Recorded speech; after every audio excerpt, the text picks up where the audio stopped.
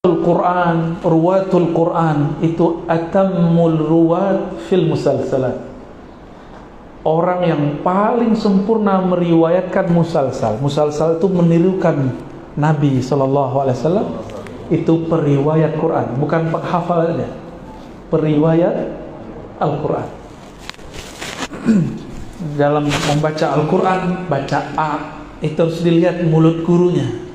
Baca Ba, baca Ta, semuanya harus dilihat model gurunya, lalu kita tirukan. Guru itu meniru gurunya, guru kita meniru gurunya, terus mereka meniru Rasulullah SAW. Siapa yang meniru makharijul huruf gurunya, maka titik-titik saraf yang ada di dalam itu akan menghubungkan dia kepada rasa yang diturunkan kepada Rasulullah SAW. Kalau kita makan pakai lidah, benar, pakai gigi, bisa nggak makan kalau lagi sariawan? Susah ya. Itulah filosofinya, hikmahnya. Kenapa baca Quran itu harus dengan lidah, harus dengan gigi, harus dengan rongga mulut, semuanya itu paling lengkap. Coba orang yang suka ketawa, suruh dia baca a'udzubillah, berhenti tertawanya. Jangan baca astagfirullah, nggak berhenti. Baca a'udzu, langsung hilang itu. Coba mau ketawa, a'udzu, ketutup. B, ketika dibaca B tertutup, udah hilang ketawanya. A'udzu billahi minasy syaithanir rajim. Itu pengalaman saya. Ketika ini di depannya ada orang ahli bikin ketawa nih, ya, mursyid tarekat suwek, tarekat baru, nggak ada di zaman Rasulullah itu. Dia buat sendiri deh, ya. Itu kalau orang ketawa cukup baca a'udzubillah, nanti hilang. Jadi ketika ujung lidah mengenai bagian mana di dalam itu ada titik-titik halus di dalamnya. Oleh orang-orang kampung sini dulu, karena disebut kampung apa? Bandar Khalifah.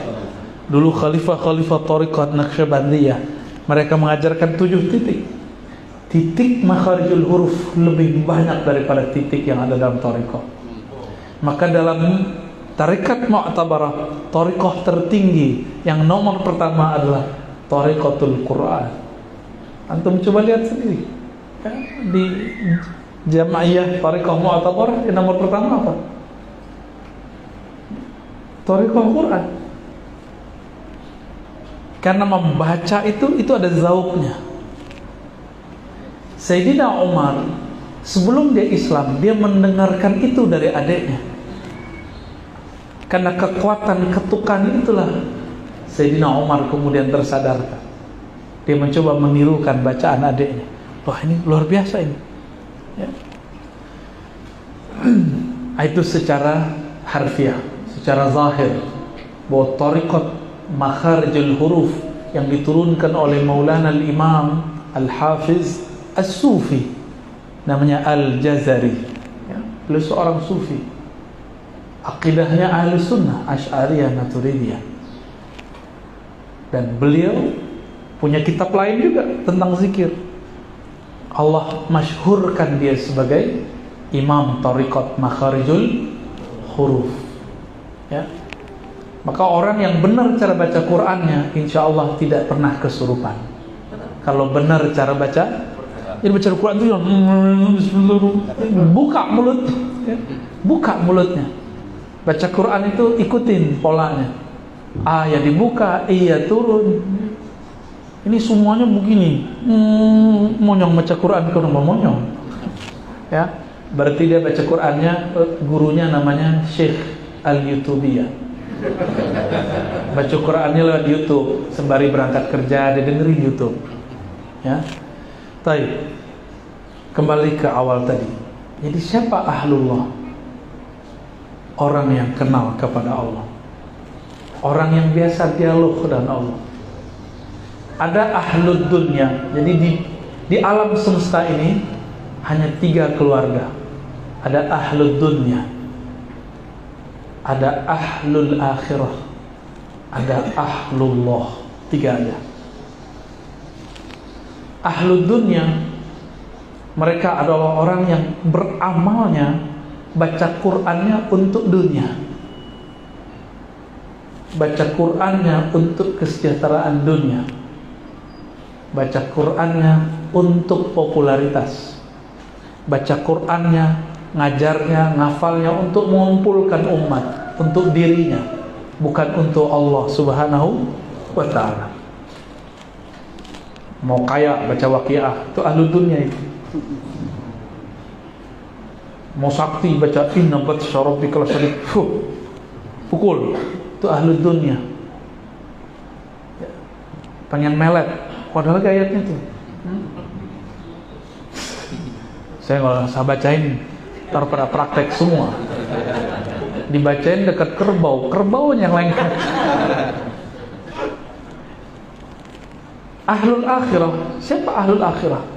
Mereka tidak baca Waqiah bukan pengen kaya, tapi ingin mendapatkan darajah fil jannah, makom di surga. Itu yang Nabi katakan, ya. Alladzi yaqra'ul Qur'an wa huwa mahirun bih ma'a safaratil kiramil bararah. Itu nama malaikat.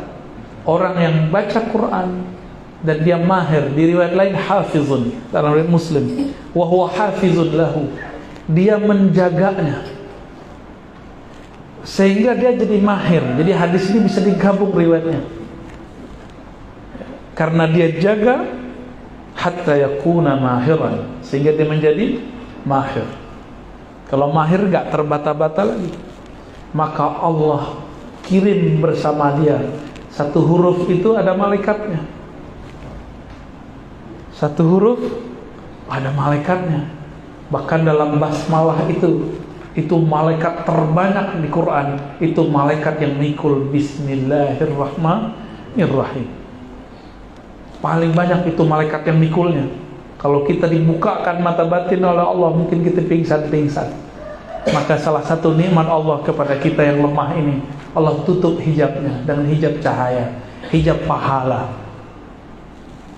Itu bismillah tuh. Nah, kalau bacanya betul-betul mahirun atau hafizullah, maka Allah bersamai dia dengan malaikat yang disebut safarah. Safarah ini malaikat utusan. Malaikat utusan, safarah artinya utusan yang bersafar untuk membersamai orang ini. Kiramil bararah, yang sangat pemurah, bararah, sangat terpuji. Ini ahlul akhirah. Ahlul, biasanya anak-anak, orang-orang muda, orang baru hijrah dengar hadis ini dia semangat baca Quran, karena ingin bersama dengan malaikat. Ada yang gak puas, saya gak cukup dengan malaikat, saya ingin bersama dengan yang menurunkan Al-Quran. Itulah wabil haqqi nazal. Al-haq itu Allah Subhanahu wa ta'ala. Al-haq itu Allah itu sendiri, ya. Dengan al-haq lah Al-Quran itu turun. Maka tasdik dulu, baru turun Quran nurnya dalam kalbu, ya. Tasdik dulu kepada al-haq.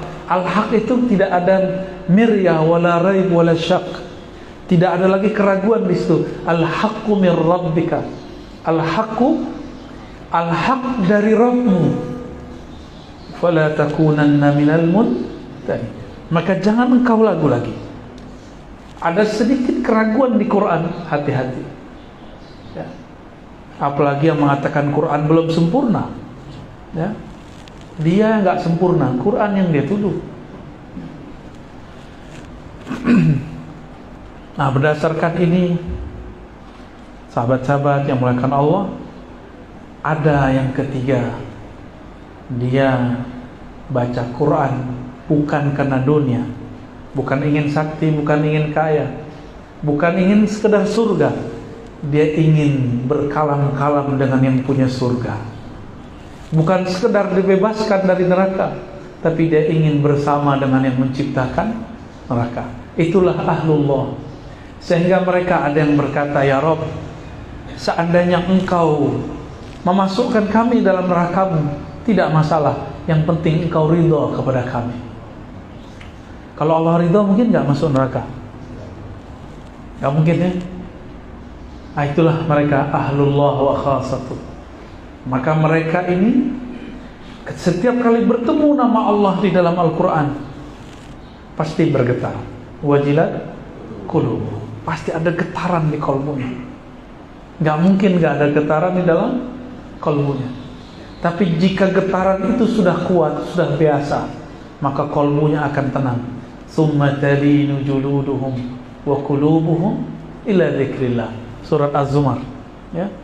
Al-Quran yang Allah turunkan itu membuat kita bulu roma kita berdiri, jantung kita berdebar. Tapi kalau sudah dekat, awal-awal ketemu deg-degan, tahu deg-degan, berdesir. Awal-awal dulu Ustaz Thahir jatuh cinta, berdesir nggak Ustaz? Terasa ya, kayak mau copot jantung. Saya nggak bisa balas pantunnya beliau. Nanti Ustaz Thahir aja balas ya. Walaupun lahir di tanah Minang, tapi sudah nggak dapat cara berpantun, ya. Lidah sudah keluh. Tapi saya senang sekali dengarnya, kayak masuk ke alam mana itu. Tahun-tahun berapa gitu dulu ya. Itu baru pantun Melayu. Gimana Al-Quran? Lebih indah lagi. Indahnya bukan main. Hatta Nabi SAW yuhibbu ayasma'a min ghairi. Nabi itu juga senang mendengar dari selainnya. Dipanggillah Ubay, penghafal Al-Quran, turun ke Nabi, diturunkan ke Ubay. Apa kata Nabi kepada Ubay bin Ka'ab radhiyallahu ta'ala anhu? Wahai Ubay, ikra, bacakan kepadaku. Apa kata Ubay?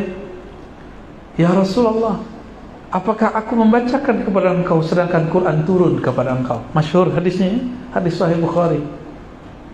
Lalu Nabi mengatakan sallallahu alaihi wasallam, Allah memerintahkanmu untuk membacakannya kepadaku di satu redaksi. Apa kata Ubay? Samani Rabbi, Allah menyebut namaku. Karena Ubay ahlullah, dia kekasih Allah, disebut nama dia oleh kekasihnya, maka dia bergetar. Samani Rabbi, bergetar itu Ubay. Jadi dia bergetar dulu baru bisa baca Quran.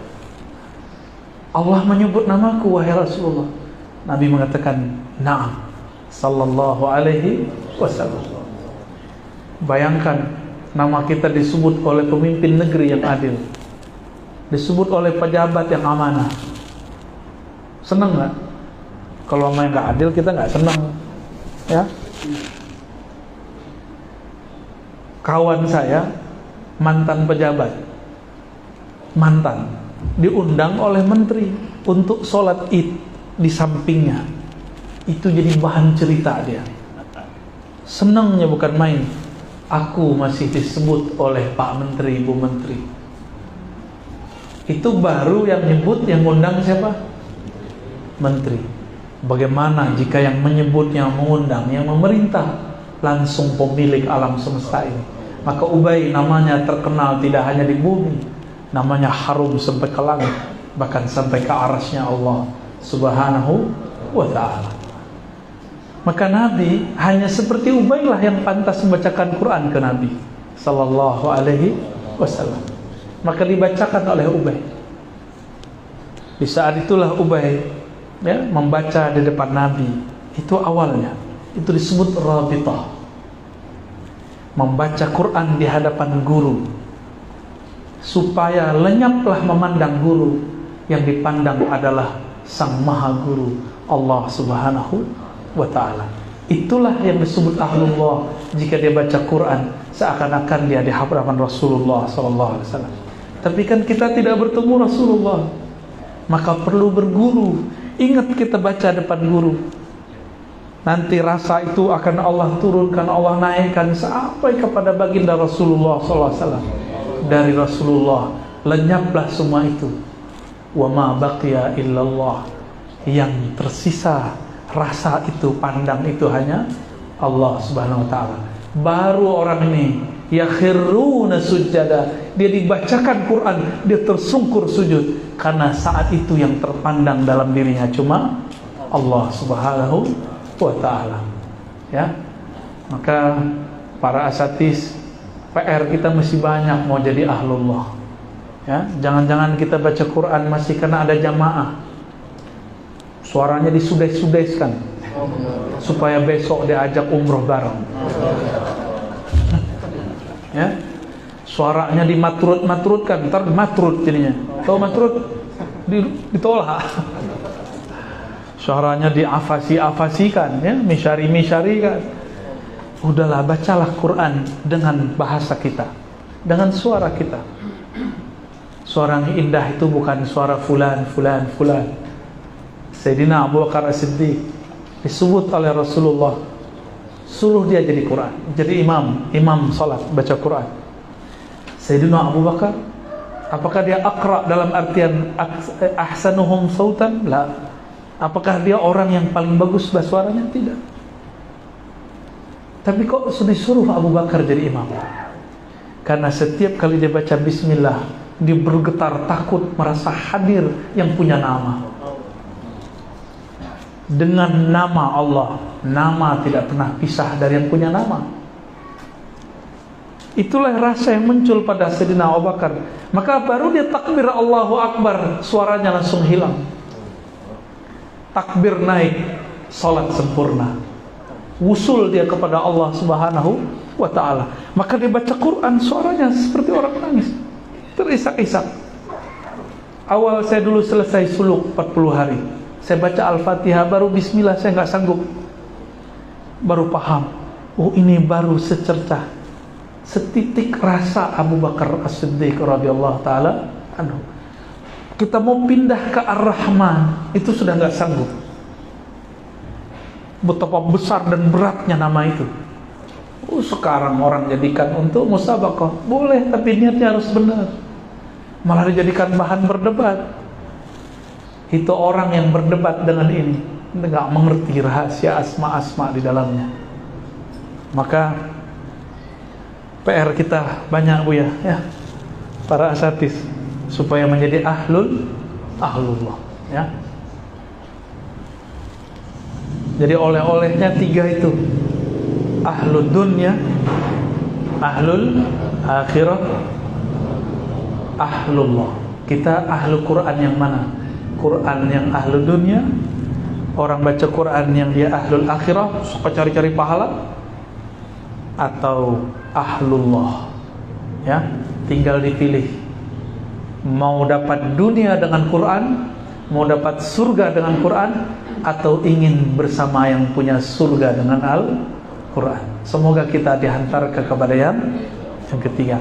Itulah ahlullah wa khassah, ya. Kif yakfi? Insyaallah fi as'ila. Baik, fadhal istifsarat, fadhal. Nah, mungkin ada yang mau tanya, silakan. Ya, silakan mungkin Bapak Ustaz yang di depan dulu kita utamakan, ya. Antum kita pilih, panggilkan sampai 10.30 ya. Bismillahirrahmanirrahim. Assalamualaikum warahmatullahi wabarakatuh. Assalamualaikum. Ada satu hal yang ingin saya tanyakan, Ustaz, dan banyak dipertanyakan oleh umat juga. Rasulullah Isra Mi'raj membawa risalah sholat, dan dipertanyakan masyarakat bagaimana sholat Rasul sebelum Isra Mi'raj, berapa waktu sebelumnya. Kemudian yang kedua, pada surah Al-Fil itu ada namanya burung ababil. Ketika burung itu memegang atau menggenggam batu sijil, pertanyaannya, dari manakah asal burung tersebut? Apakah burung dunia atau burung akhirat? Karena logikanya menjatuhkan batu sijil itu tembus sampai ke pasukan Abraham. Ini suatu pertanyaan yang mungkin yang di luar pemikiran kita, tapi mudah-mudahan ingin penjelasan. Terima kasih. Assalamualaikum warahmatullahi wabarakatuh. Waalaikumsalam. Saya kira dijawab Buya dulu, ya, kalau ada waktu. Saya jawab yang pertama aja. Jadi jatahnya satu pertanyaan. Bagaimana cara sholat baginda Rasulullah SAW sebelum Isra Mi'raj? Rasulullah itu sudah kenal Allah sebelum alam ini ada. Dalam hadis Imam Tirmizi, beliau ditanya, Abu Hurairah mengatakan, qalu mata wajabat lakan nubuwah. Hadis Tirmizi, hadis sahih. Wahai Rasulullah, kapan engkau ditetapkan jadi nabi? Nubuwah itu al-ilmu billah, pengetahuan tentang Allah. Lalu Nabi mengatakan, Adam baina ma'in wa tin. Adam belum dicipta, masih tanah. Aku sudah diangkat jadi nabi. Sudah sholat beliau. Tapi sholat di alam, di masa-masa sebelum alam ini ada, sholat alam ruh, sholat azaliyah, itu berbeda dengan sholat yang ada sekarang. Cuma intinya sama. Ya. Nah, ini mau yang mana nih? Panjang itu. Ada sholat azaliyah, ada sholat ruhiyah, ada sholat di janin, ada sholat ketika baru lahir. Makanya diazankan baru lahir. Kenapa diazankan? Kan azan mau sholat, supaya rasa sholat yang dulu itu masih ada. Fassalatu silatun. Sholat itu silah, silatul abdi wa rabbi, hubungannya dengan Allah subhanahu wa ta'ala. Maka bertanya Abu Darda, bagaimana engkau tahu? Kaifa tadri? Ya, atau ma sya'nuka ya Nabi? Bagaimana sebenarnya keadaan engkau tahu jadi nabi? Beliau menjawab, waktu kecil dadaku dibedah. Di saat itulah aku sadar. Jadi anak kecil kan sadarnya saat itu, umur 5 tahun, 7 tahun. Beliau sadar dirinya nabi. Itu beliau sudah sholat setiap nafasnya. Maka sholatnya Nabi sebelum jadi dapat wahyu Quran pertama, itu sholatnya sholat nafasnya. Nafas beliau sudah ingat Allah. Kan aqimis sholata lidzikri, surat Thaha. Ya, dirikan sholat untuk mengingatku. Beliau mengingat Allah di setiap nafasnya. Itulah sholat beliau sebelum diturunkan wahyu Quran. Diturunkan Quran, maka turunlah surat Al-Muzammil, Qumil laila illa qalila. Zahir yang didapat oleh orang ahli sanad Quran, Sayyidina Nabi SAW berguru kepada Sayyidina Jibril. Ya, nggak salah. Jibril nganter Nabi sampai ke langit ke-7, sampai ke Lauh Mahfuz. Bisa nggak tembus sampai kepada Aras? Jadi siapa yang jadi guru? Sayyidina Nabi atau Sayyidina Jibril? Siapa guru sebenarnya? Maka dalam sanad saya hilangkan nama Sayyidina Jibril kecuali sebagai fasilitator. Ya, anin Nabi anillah. Ya, ini revisi sanad di zaman ini. Ane mau tanya lagi sama antum. Sayyidina Jibril disebut sebagai guru Nabi Muhammad SAW. Oke? Tapi dia tidak diizinkan menyentuh ke batas-batas aras. Hanya Rasulullah yang diizinkan. Dan Rasulullah kan bermunajat, sholat di atas aras. Jadi aras itu adalah masjid terbesar. Maka disebut Ar-Rahman alal arsyis tawa. Disebutlah Baitur Rahman. Disitulah Rasulullah SAW bersujud kepada Allah Subhanahu Wa Taala. Jangan dikira ketemu Allah itu begini, ketemu kayak antum ketemu aneh sekarang, enggak. Itu sujud ketemunya. Rasulullah sujud di dunia ketemu Allah, di bumi, sujud di langit ketemu Allah, sujud di aras ketemu Allah. Maka pertemuan aras, pertemuan bumi bedanya cuma beda manzilah.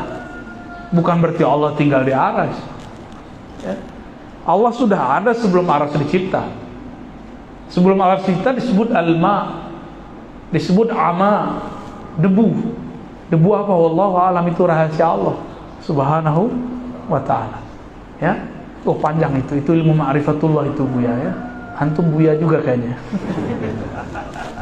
Ya, yang kedua rahasia belum boleh dibuka. Ya, tentang burung ababil. Ya, jangan diakal-akalin. Ya, itu cakramnya dia, itu rahasia Allah itu. Kok megang nggak kebakar ya? Antum megang rokok aja bakar. Ya, fadhal. Baik, satu orang lagi mungkin. Satu orang lagi ya. Ustaz tua ya.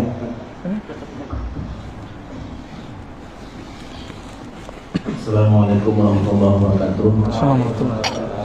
Alhamdulillah ya, kita mendengarkan ya sajian ilmu yang cukup merasakan sentuhan jiwa juga bagi kita semua. Saya ingin bertanya tentang persoalan lagu Al-Quran, karena ini menurut saya harus kembali didudukkan. Ada beberapa redaksi yang saya baca, menurut ulama bahwa lagu Al-Quran itu muncul tanpa diawali dari notasi nada. Karena menurut ulama lagu Al-Quran itu hadir ketika seseorang beribadah kepada Allah. Jadi kalau melihat redaksi ini, lagu Al-Quran itu muncul secara tidak diawali dengan teori begitu. Jadi lagu itu muncul ketika seseorang beribadah kepada Allah sehingga menjadi indahnya bacaan Al-Quran. Pertanyaannya? Sekarang lagu ini kan berkembang, ada Bayati, Sabah, Hijaz dan Nahawan dan sebagainya, dan bahkan ketika hari di MTQ kan seakan-akan lagu ini menjadi dominasi utama bagi penilaian Dewan Juri, sehingga lagu ini sudah digiring kepada pengembangan segera. Apakah dia ya ini maksudnya apakah lagu ini ada pembatasannya? Oke, baik. Ya. Seperti apa begitu? Terima kasih. Ketika Sayyiduna Nabi SAW beliau malam hari, jadi Nabi itu malam hari suka belusukan melihat sahabat Nabi lagi ngapain. Di satu gang terdengar suara yang merdu sekali. Ternyata itu suara Sayyiduna Abu Musa al-Asy'ari. Maka Nabi tertegun dan diam. Bayangkan jika Nabi Daud baca Mazmur atau Zabur yang berhenti, malaikat, angin, tumbuhan, hewan semuanya berhenti. Ketika Abu Musa baca Quran yang berhenti Sayyidul Alamin, penghulu alam semesta, penghulu dunia akhirat, kekasih Allah yang paling dicintainya di bumi, yang paling ditinggikan di akhirat, yang paling dekat di hadiratnya. Kira-kira gimana? Makomnya Abu Musa, makom apa tuh? Pakai irama apa Abu Musa? Dia orang Yaman, maka dia pakai Yaman, Bani Asy'ariyah. Dia adalah njit kakeknya Al-Imam Abul Hasan Al-Asy'ari. Keberkahan beliaulah, maka keturunannya jadi imam. Apa kata Nabi?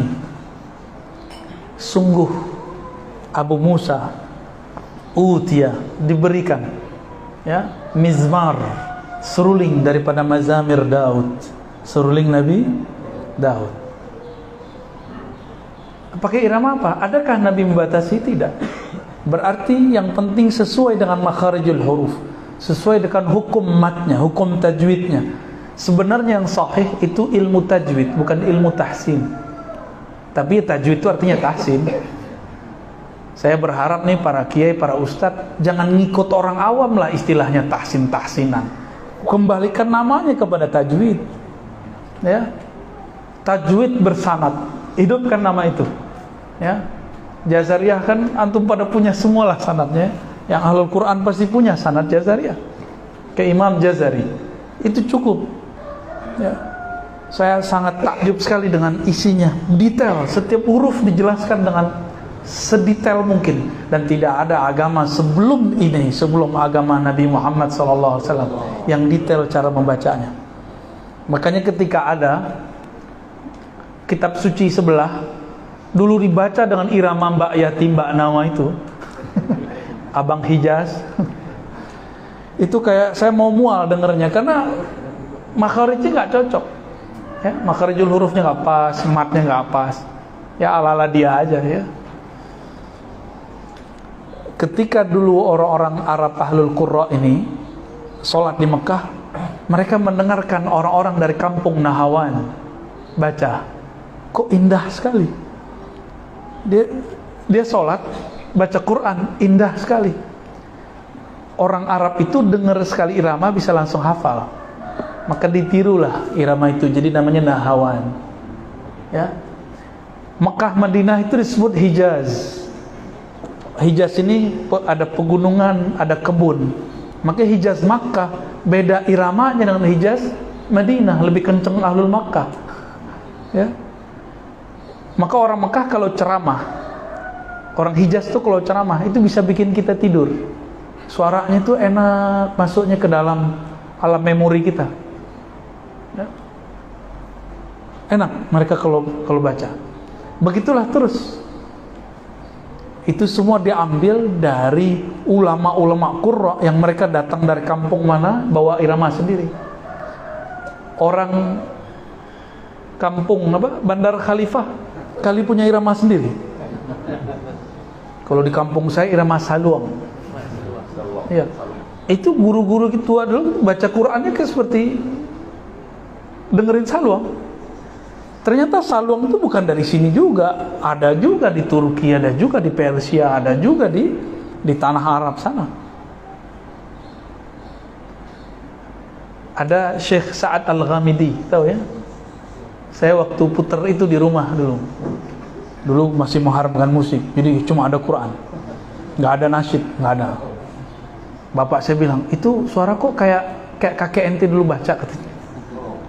Jadi dulu Sa'ad Al-Ghamidi baca Quran itu ternyata irama orang kampung dia. Dulu orang-orang kita kalau pulang dari Mekah baca Qurannya mirip dengan Sa'ad Al-Ghamidi. Contoh. As-Sudais kan baru-baru ini ya. Sudais itu cukup untuk didengerin aja, jangan dijadikan i'timad kalau mau tajwid. Ya, tajwid langsung ke ahlinya. Ini kan ada ahlinya, langsung dibenerin.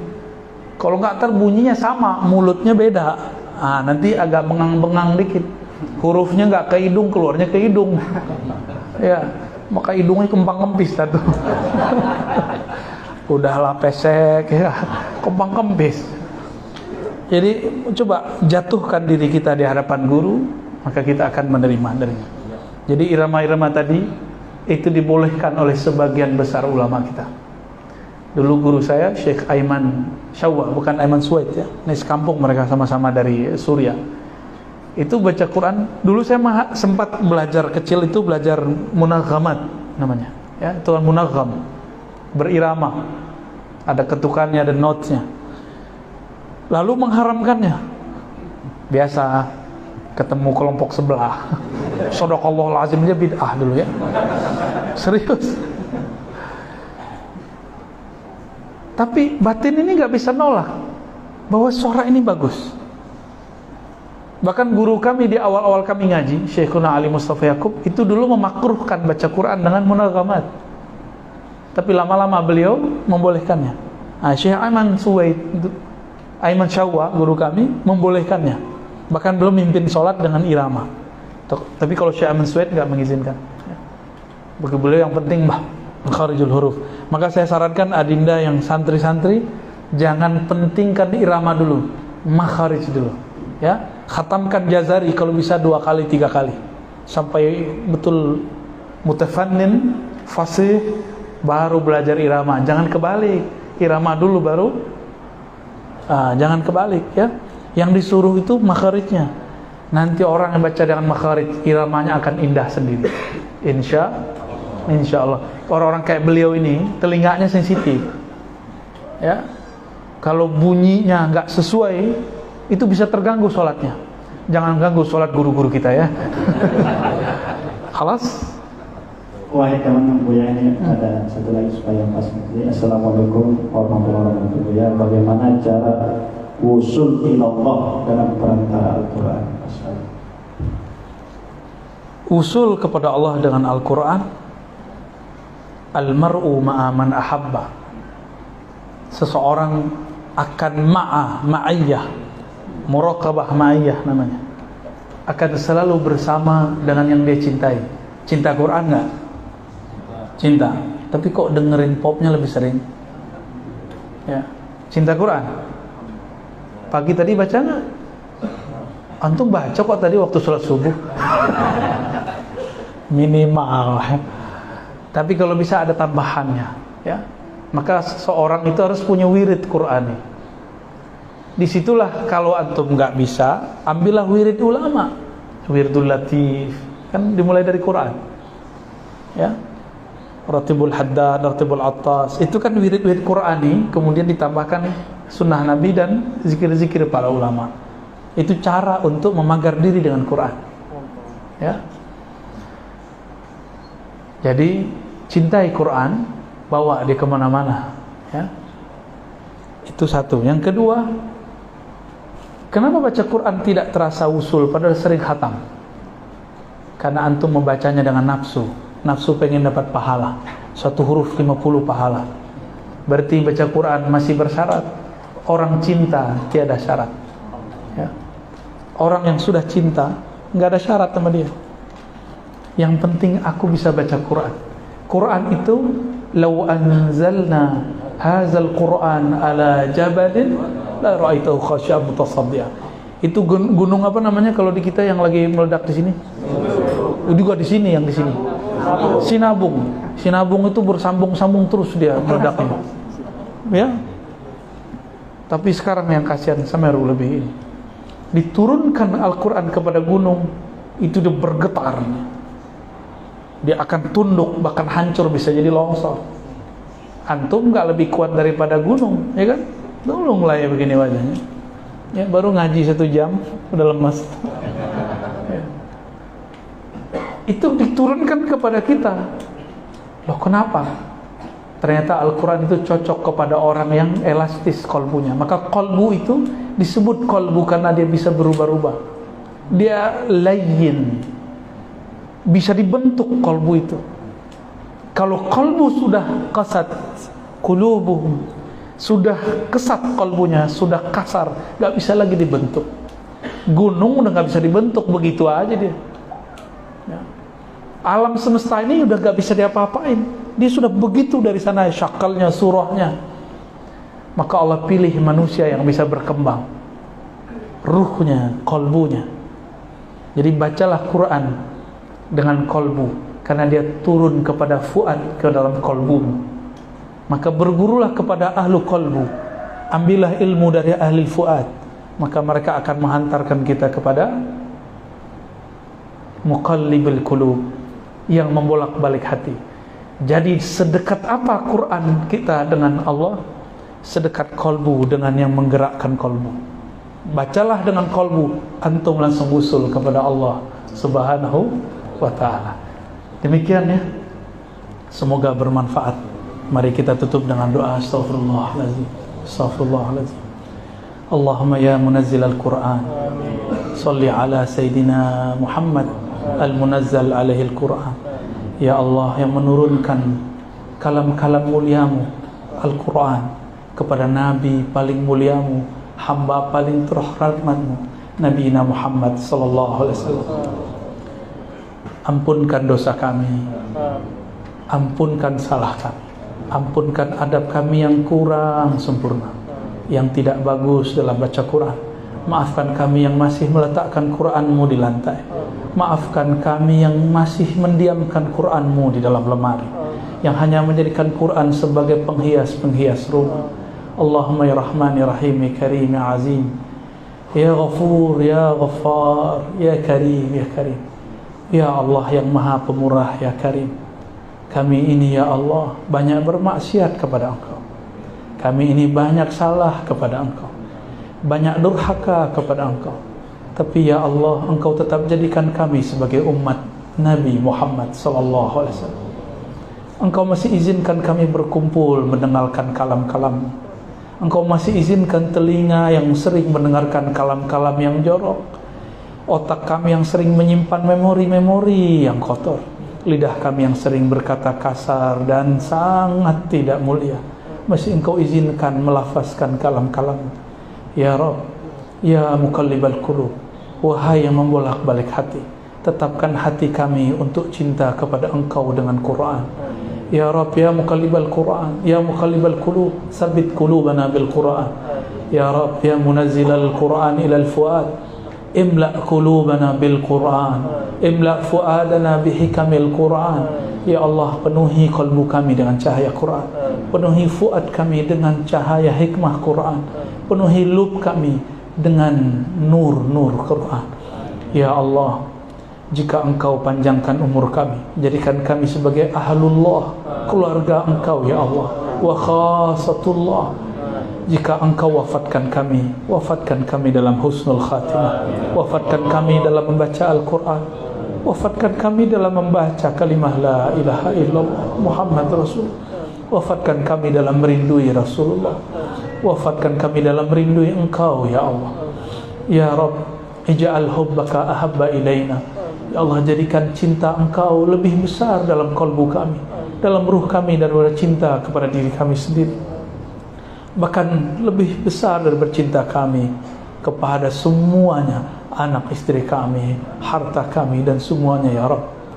Allahumma ja'alna min ahli al-Quran, wa ja'al ahlana wa dhurriyatina wal hadirin min ahli al-Quran. Ya Allah, jadikan kami, keluarga kami, anak keturunan kami, semua yang hadir siang ini ya Allah, min ahli al-Quran, keluarga pecinta Al-Quran.